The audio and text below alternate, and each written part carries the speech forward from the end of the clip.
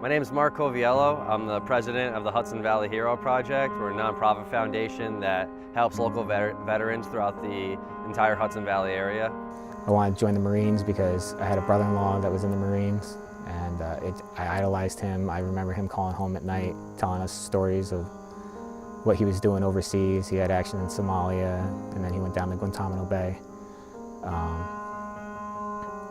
And I just fell in love with the idea of the brotherhood that the Marine Corps had. The Hudson Valley Hero Project got started because I wanted to help local veterans when I got out of the military, but I wanted to make sure it was local because we have a lot of national nonprofit organizations for veterans, but I thought it was important that local community members were helping other local veterans. I think you should keep it local first. And I got a job working for the state, working for the Office of Children and Family Services, and it's like being a CO but for juveniles.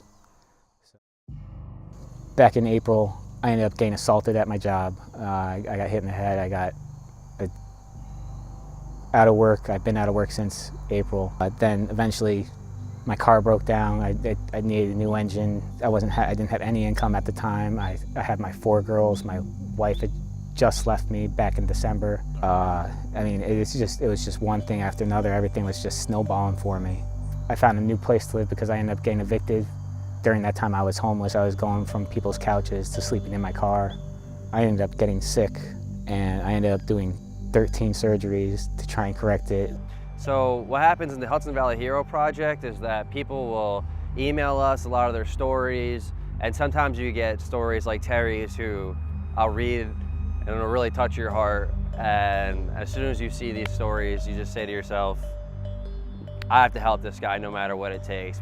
My phone ended up getting shut off for a little while, and it was like nobody even came to check. And it was rough. We were washing clothes in the bathtub and then hanging them outside to dry.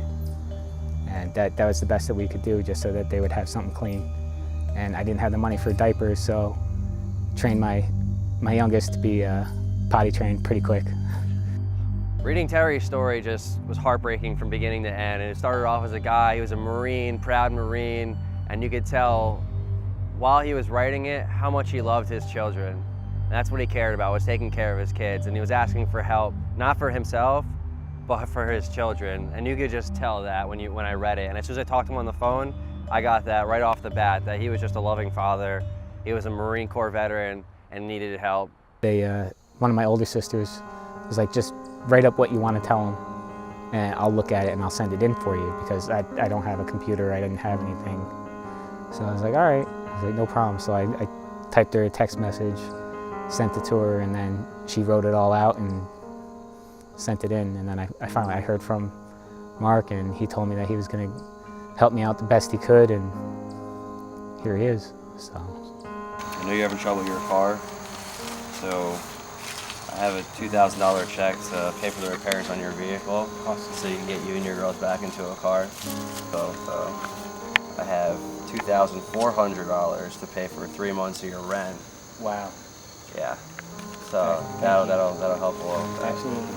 And I have $1,500 here for you to get groceries or whatever you may need. Oh, this, wow. And for your girls, not for you. Oh, okay, good. It's $200 for Toys R Us. Oh, so you can take them to get some toys and stuff. Definitely, like that. they're gonna love that. Yeah, I'm sure. Absolutely. All right. Yes. Cool, man. Thank you so much. Yeah, definitely. Thank you.